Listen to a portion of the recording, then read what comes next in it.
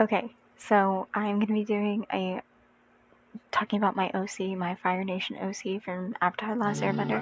Now, mine is going to be based in Aang, Sokka, Katara, Toph, and Zuko's time, instead of The Legend of Korra, which I know is newer, but I grew up with the one, I grew up with Aang and Sokka and Katara, so I've had this for a long time, but I'm finally, like, sharing it.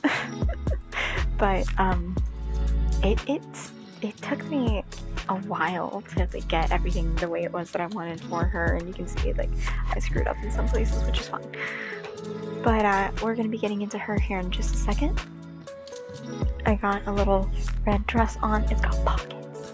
I'd show you, but it's fucking freezing in my room. I've got this little necklace. It's literally just a strip of red fabric from an old tank top, like these little wrist things. I know it's silver, the rest of my jewelry is gold. But, yeah, I've even got a little red scrap of fabric wrapped around a hair tie. So, yeah. We're not going to be using a lot of colors, a lot of makeup. But, I am going to have, like, bright red lips. Now, this look is going to be based for before and after the war. So it's going to be before it starts, before when she's growing up and everything, and then after Ozai is defeated. So I am going to be using, it's my Best Light Almay Smart Shade Skin Tone Matching Makeup. It's in the shade Pale. I don't know if it comes in any lighter shades. I might just, like, I'm gonna dab it on my cheek just a little bit, because it goes on white. Actually, I'll let a beauty blender real quick and we'll see how that goes. That way I can hop up, run to the bathroom, and get all that done. So, I cleaned my makeup brushes and my beauty blenders. You can see that this one is really tiny, and it also has a little bit of product on it. I could not get, like, all the makeup out of the center of it, and I tried to get it out, so I got it. I need new beauty blenders anyway. I've had both of these for about a year now, I want to say, and the black one that I did have, I had a much bigger one, so these are the mini ones, this one especially now, and my cat got a hold of it and put it in his litter box, so I'm like, I'm not going to try to clean that, because I know I'm not going to get it done perfectly. My freckles are, like, going nuts. Jeez, I've got breakouts everywhere. It's insane today. So I got some setting spray. Let's see how this looks. Now, it does come out white. I'm trying to be real easy with my light and everything so it doesn't knock over.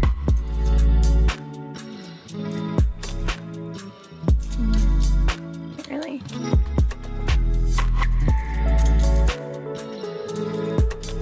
See?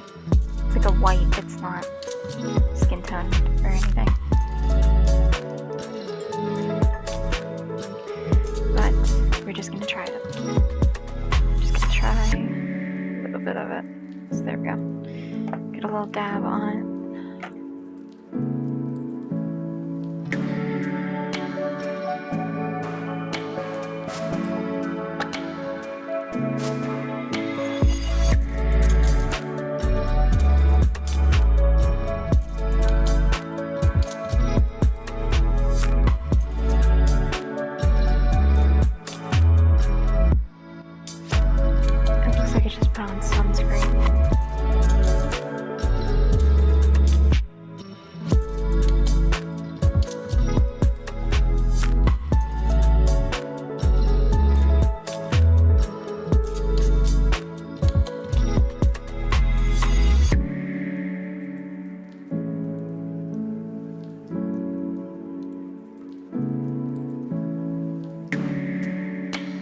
Well, I guess either way I'm going to be really pale because my other makeup makes me look really pale too, so.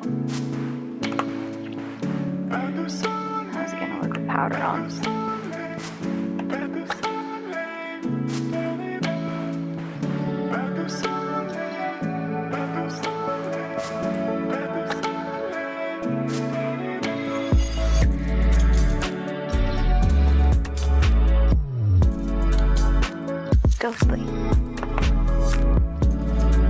is really light though. I'm not gonna complain too much. I don't know. It might also just be my light. Hold on, let me check. I'm gonna shut off my. Actually, I'm just gonna switch. Ooh, that's really. This is what I normally have it on, and it actually still looks pale. I don't know. But we will get into makeup here in just a minute. I'm gonna go wipe this off, so be right back. Okay, so real quick, I tested this with a foundation brush and blended it out, and it actually looks a lot better than the other side. And this, I think, is light to medium coverage. But it seems like it goes on better with a brush than it does a blender. I think the blender soaks up too much of the product. And you can't actually blend it out and then when I put the powder over top of it, because I do have powder on it a little bit, but not like a crazy stupid amount. You can kind of tell where it cuts there, but at first glance you won't be able to, as opposed to this side. My little ones do. I have dark hair. But yeah, still gonna try it, because I don't think it looks that bad. But yeah, I'm still gonna go wipe this off, so just wanted a quick update.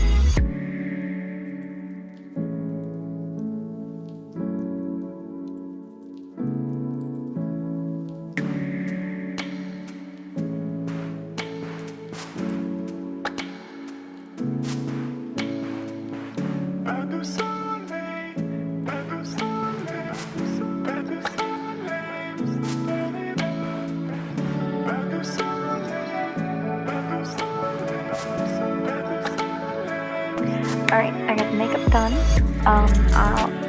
I was going to use a lipstick instead of a lip balm, but I decided to go for a lip balm instead. And this is the Mightiest Maraschino. I love these little chubby sticks, they're so cute. And I have a shit ton of them, so, yeah. I did strip a little bit on my eyeliner, it's a little longer than I intended it to be, but let's get into my OC. So, got it all written down. Like usual, I don't have like a knack for coming up with some amazing cool name, so half the time I keep my own name. But she does have a couple of nicknames. Normally it's usually always from Uncle Iroh or from her parents, calling her sweetheart, dear, honey, stuff like that. Nationality, she's from the Fire Nation capital. She's from the Fire Nation. She is 16. She was born 83 AG. I believe that's after genocide. Talking about like the genocide of the air nomads.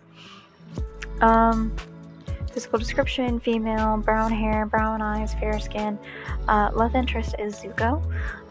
They start out as friends. I'll get more into that here in just a moment.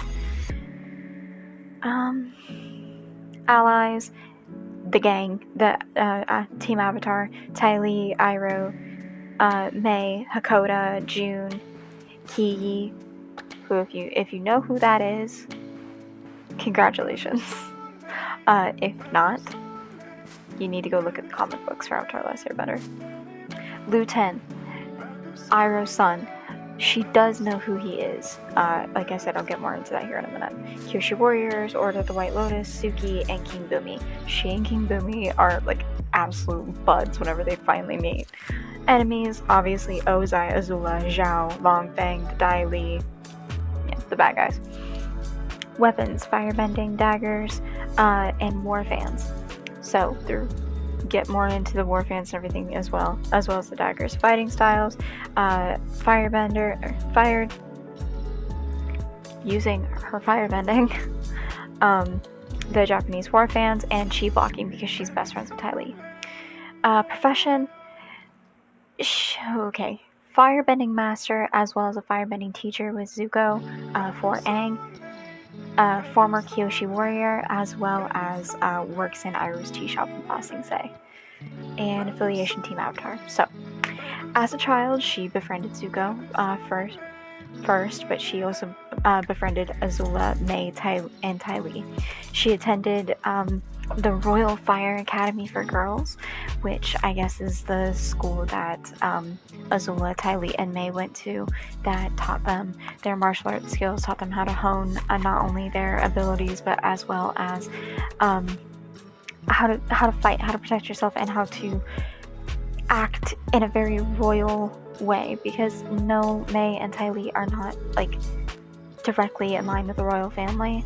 They are in the higher ups, so they get treated similarly, not necessarily equally, but similarly. Her father was a government official, not as strict as May's family, but a devoted citizen nonetheless. Much like Zuko, she questioned the government and Ozai and was very much against the war. She befriended Iroh when he came home after losing his son.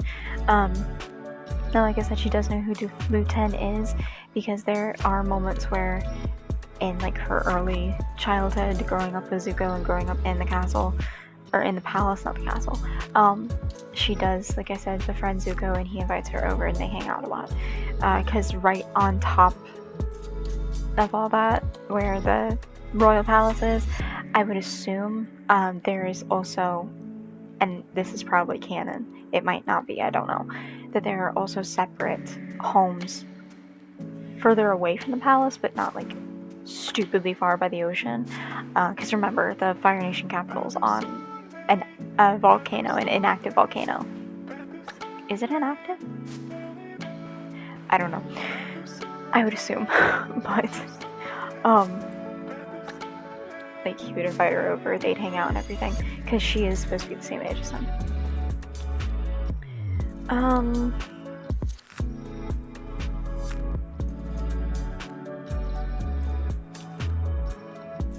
And joined him when Zuko got hurt and banished. If you don't know the story, you need to go watch the show. I highly recommend it.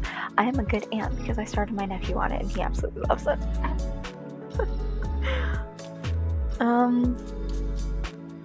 Friended General Iroh. Now, Zuko got hurt when he was 13, so she is also 13 when this stuff happens. At 13, she felt...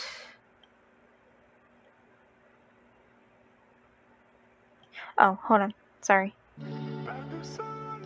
Her friend's unhealthy obsession caused her to leave his ship at 13 when she felt he looked into the Southern Air Temple for the Avatar and was just chasing after it the entire time. From there, she traveled to Kyoshi Island. At first, obviously, the Kyoshi warriors, this is when she meets Suki. Obviously, the Kyoshi warriors do not trust her. However, Avatar Kyoshi's I don't know if it was a girlfriend. Yeah, ex-girlfriend was a firebender. So, they like give her a series of tasks that she has to complete in order to gain their trust, and she completes them, and she gains their trust. She is very much, like I said, against the war. So she does share a lot of the ideologies with those people of other nations. She sees what's going on in the world and being like, we were always taught that it was a good thing, that this was a positive thing happening, when in reality it's not. People are losing their lives, their loved ones, their homes, and Ozai is just a dictator. He's a dick. He's also a dictator.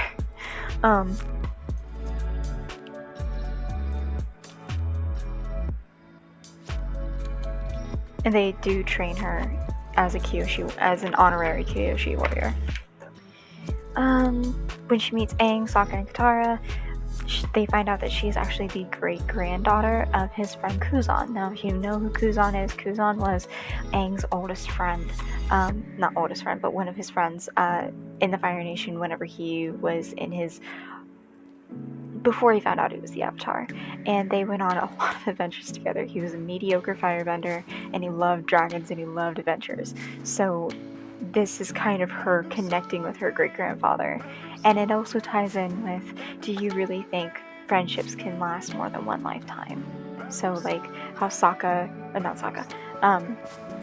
Katara, and Zuko help Korra in the later books after Aang has passed, because she's the next Avatar. It's very much like he's getting another piece of home back. and it makes me want to cry. It makes me want to cry. Obviously, at first, Katara does not trust her. So, like with the Kyoshi warrior, she proves to Katara that she can't trust her. Like, she obviously does give her the same talk as Zuko later on. Like, if you touch one hair on Aang's head, I'm gonna kill you. And then from then on, she tries to teach everyone how it is that she was taught by May and Ty Lee how to use the daggers, how to use the knives, how to use the throwing knives, and chi blocking and stuff like that. When Toph came into the picture, they got along very well, because I don't really think that even though fire and firebending and earthbender, especially one that is blind, don't mix well, I think their attitudes would. However, between when Toph and Katara get into a fight, I do think it's going to be like more or less just like she's over there with Sokka, like, I didn't start this isn't me, because I had to earn my place here too. During the fight with Zuko and Azula, she pleads with him to listen to what he wanted, not what was expected of him or forced upon him, and obviously that doesn't work out. Oh yeah, by the way, she does not wear red throughout the majority of it. When she becomes a Kyoshi warrior, she adopts the earthbending color, Earth Nation, Earth Kingdom words, shades, all different shades of green and yellow, as well as the different shades of blue that the villagers also wear, because it was traditionally after Kyoshi's clothing. But when she befriends Aang, Sokka, and Katara, she dresses more in like the darker brown tones, showing not necessarily a neutral setting, but more or less just like separating herself from her nation, but at the same time wanting to blend in with new friends, but not being able to be trusted yet because of where she came from. Does that make sense? I hope it does. That's the best way I can explain it. I'm sorry. During the Day of Black Sun, she joined Aang as backup when he went to the capital, because she knew everything about it. So he was just like, okay, where do I need to go? And she stumbles upon Zuko trying to find where the Fire Lord was. So she stumbles upon Zuko getting ready to leave the normal palace and go into the bunker. So she confronts him. He says he's going to confront his father. He feels sorry for what he did and he wants to apologize and everything, and she doesn't quite trust him yet until after he confronts his father. They make their beeline towards the prisons in order to get Uncle Iroh out. And she helps him just figure out everything. And when it comes to Zuko trying to earn the gang's trust, she's one of the ones that is at the same time wanting to trust him, but also very guarded. So she's very similar to Aang and Sokka, with wanting to give him the benefit of the doubt, but at the same time doesn't necessarily trust him yet. Like, that trust has to be earned. Like, she has earned everyone else's trust. And then when everything ends, I think I am going to keep her going through and helping Zuko and Katara as another backup with Azula, because it was more or less, I figured it would be Zuko facing her. If something happened to him, she would face Azula, and then as a last resort it would be Katara. So I think I keep saying Sokka, I'm meaning Katara. By the way, she and Sokka get along very well, and she actually learned how to use use swords with him. And then that's something later on she bonds with Zuko again with. I'm not really sure where to fit in her and Zuko getting together, because you always, the way I have it written, they've liked each other for years, but at the same time, he's also liked May. And then whenever he goes back to the Fire Nation, he gets with May, and then it doesn't work out, and then they get back together. And then if you read the comic books, it doesn't work out again, because he does not open himself up to her, but he opens himself up to my character a lot. And I think it's just because of the fact that she's gonna voice her opinion. May is very closed off and doesn't know exactly how to confide in people, even though you can learn that. She doesn't. So, but and then it all ends with her either ending up with Zuko and helping him figure out his place as Fire Lord, and being a lot better, and having their daughter, who is the daughter of Zuko in Legend of Korra, or I don't know. I am gonna have it to where she does work with Uncle Iroh at his tea shop, though. Like, every once in a while when they go, I have to go to like the Earth Kingdom or something for like a business trip or something.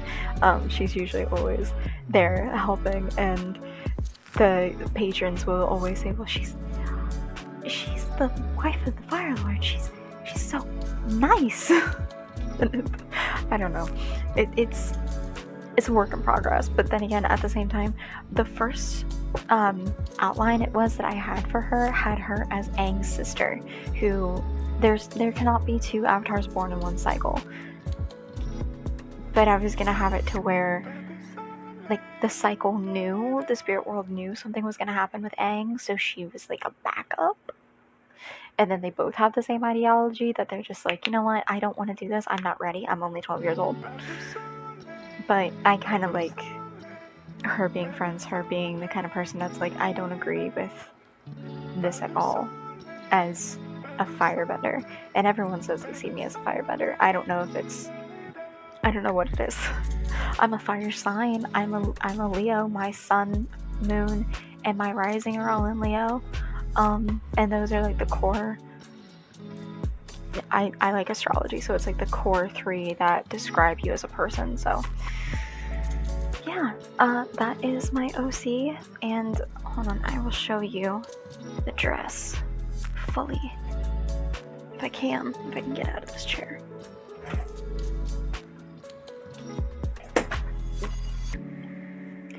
Okay, so yeah, it's got pockets, but I was gonna have like a black belt, but I also have like this shawl. It's wrong side out, but it's just because I'm too lazy to fix it. I'm sorry.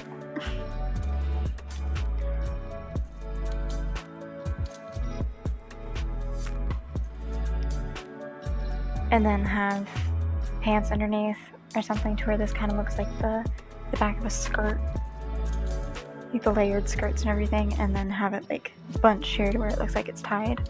I also wouldn't mind if I could find like a tank top, a crop tank top like this, and then have the skirt, and then with the pants underneath of it, and more or less it would probably be like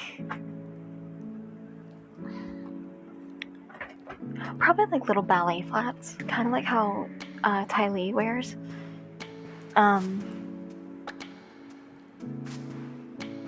But yeah, that is my Avatar Last Airbender OC. I am gonna go film some TikToks because I've got a lot of those that I need to film. I haven't posted in a while on there. But yeah, I have a job interview here at 10 o'clock tomorrow morning. Wish me luck. If I do get this, if I do get the job, I am going to make a little video trying to figure out what days I want to film and what days I'm going to upload. So hopefully I will have time to be able to do that. And I do want to work around that schedule, as well as be able to save up money to be able to get me a camera and all that. But I also want to do that before or after I've already moved out, because I think it's going to be a lot easier. And I do really want to be a full-time content creator with multiple different forms of income. Like, I do want to make merch at one point, but I don't know where to start. So this is all still very new. I do have ideas for my channel. I just don't have any at the moment, and a steadier job would definitely help out. So here's hoping that I get the job. I have white pomegranate tea. So cheers. Let's hope I get this thing. Anyway, that is all I have for you guys tonight. I hope you guys enjoy this little video. I am going to try to make a gothic one tomorrow after my interview, and then if you guys start seeing me post like once a week, if that, maybe I want to try to make sure that my channel gets people coming to it. But at the same time, trying to work out a schedule as well as personal life and all that. So I'm gonna work on it. I promise. I'm really dedicated to this channel.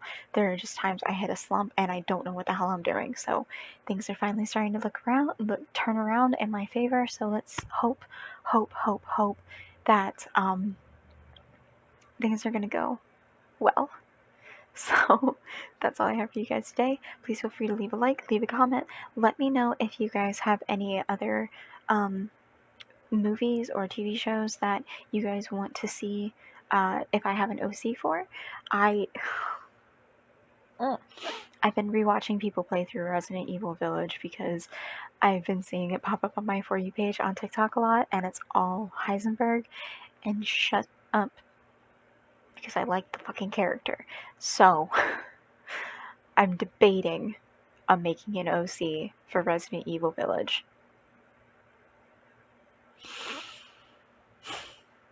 What has this world done to me? That's all I have for you guys today. I love you guys. I hope you guys have a safe night. Bye.